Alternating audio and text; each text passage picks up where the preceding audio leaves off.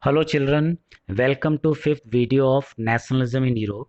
Dear children, I have explained you about French Revolution, European society, liberalism, conservative and about political condition of European.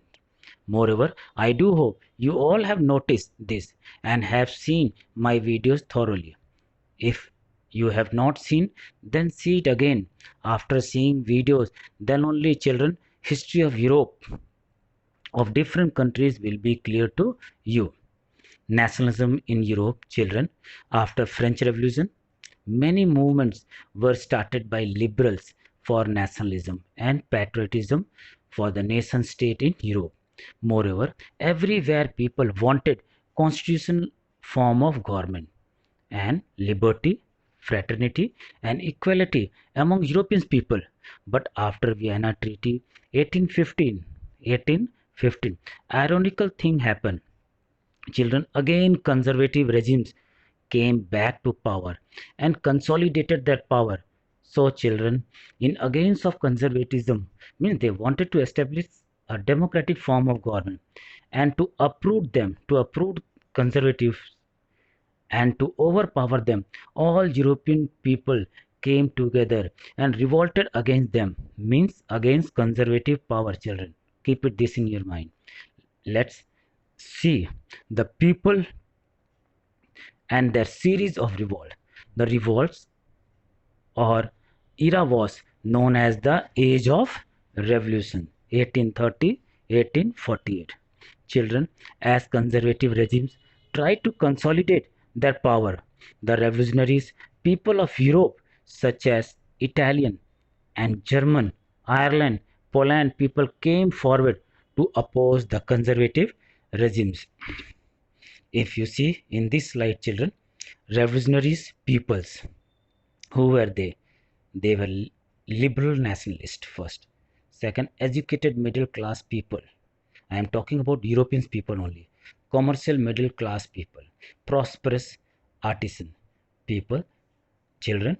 These people joined together and revolted against conservative regimes. They organized themselves and children, or they organized underground society. Children, do you remember societies such as Young Italy and Young Europe? These people aim was to set up a nation state in Europe on parliamentary principles and having constitutional form of government where all people can live together with freedom. But it was not an easy thing during conservative and autocratic rules. So, series of upheavals and revolts took place in Europe and changed the political and economic and social condition of Europe. Children, see the upheavals which took between 1830 to 1848. First upheavals took place in France 1830. Second revolt in Greece known as Greek War of Independence. If you see, third revolt took place in Poland in 18th century. Fourth revolt in 1845, Silesia revolts of weavers. Fifth upheavals, if you see, it took place in 1848, German National Assembly revolt.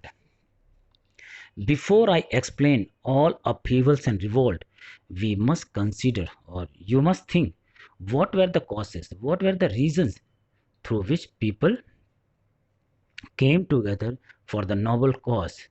Children, Children, one thing is clear, that the development of nationalism and patriotism, means Deshbhakti, did not came about only through wars and territorial expansion.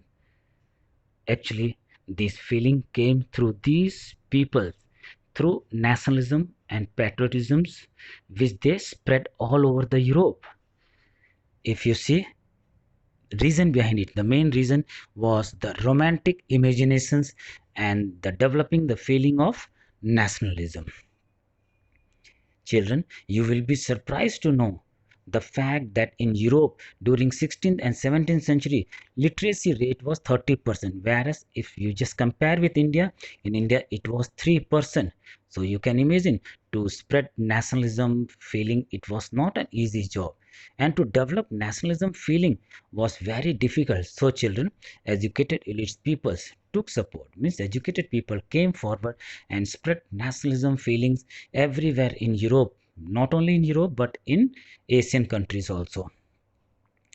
So romanticisms and the nationalisms, if you see children, so no doubt children, role of culture, if you see, was very important in binding peoples and brought them close each other through arts and poetry. Educated people spread the feelings of nationalism through stories and music. European people were instigated and they were able to spread the feeling of nationalism and patriot, patriotism feeling. After this only nation state were developed on the basis of culture and language. Children, if you see this figure was made by French romantic painters. This figure shows an incident in which 20,000 Greeks were said to have been killed by Turks, means by Ottoman Empire, you can say. But one thing, keep it in your mind: the Turks people, they were Muslims. The peoples who were being killed, they were Christians on the islands of Chios. It focused on the suffering of women and children. French painter Delacroix, through this painting, developed emotion and created sympathy for the Greek. So, no doubt, the role of romantic artists and poets was more valuable, or it was very, very marvelous, you can say. They criticized the glorification of reason and science. They focused on intuitions and mystical feelings. It, intuitions and mystical feelings refers to the belief that the most reliable source of knowledge. They emphasize on common culture and language. They emphasize, means they stress, they gave stress on collective and cultural heritage. Children, if you see romanticism in Germany and views of German philosopher Johann Gottfried Herder, 1744 to 1803. He claimed and gave the idea of Das Volk, means common people, and Volk Geese, means folk song, folk poetry, and folk dance, which represent true spirit of nation. So, my dear children, German philosopher Johann Gottfried gave the idea of nation building through folk culture. Moreover, he emphasized on vernacular language, means to develop the feeling of nationalism and nation state. It must that every people should respect and give importance of their language. Children, I think now it is clear to you, due to genuine efforts done by liberal, educated, middle class people and commercial middle class people, develop the feeling of nationalism on the basis of their language and their culture. Consequently, means result, every region, every nation, country in Europe, or every group of cultural European people wanted independence and wanted to create nation state. All these things led to series of revolt and upheavals from 1830 to 1848. Children, now let's see the revolts and upheavals which took place between 1830 to 1848. So you are seeing this figure about French upheavals which took place in 1830. So let's see all upheavals one by one. So here you can see the topic, revolution in 1830. So the first upheavals took place in France in July 1830. The Bourbon kings, who had been restored to power during the conservative reaction after 1815, means after Vienna Treaty. after the defeat of Napoleon were now overthrown by liberals, means that the conservative they were overthrown by liberals revolutionaries in 1830s, and these revolutionaries installed a constitutional monarchy with Louis Philippe as its head. As once it was rightly said by Metternich that when France sneezes, the rest of Europe catches cold. So it really happened. Now all European countries wanted independence on the basis of language and cultural heritage. So naturally, take example of Belgium. Belgium is neighbor country of France, and it was badly affected by French upheavals. Thus,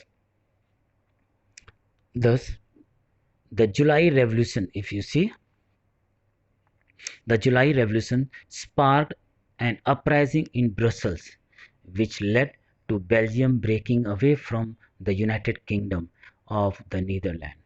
About Belgium, children, you studied in civics chapter first about power sharing. Do you remember it? If yes, good. If not, go through my first video of civics. If you see, next revolution in 1848. Children, if you see, many people participated in the revolt. So they were the poor, unemployed, starving peasants and worker, educated middle class peoples. It brought about the abdications of the monarch, and a republic based on universal male suffrage had been proclaimed. In other part of Europe, where independent nation state did not yet exist, such as Germany, if you are seeing children such as Germany, Italy, Poland, Austria-Hungarian Empire, and women of liberal middle classes combined their demand for constitutionalism with nation unification, means wanted parliamentary form of government which runs on rules of constitution.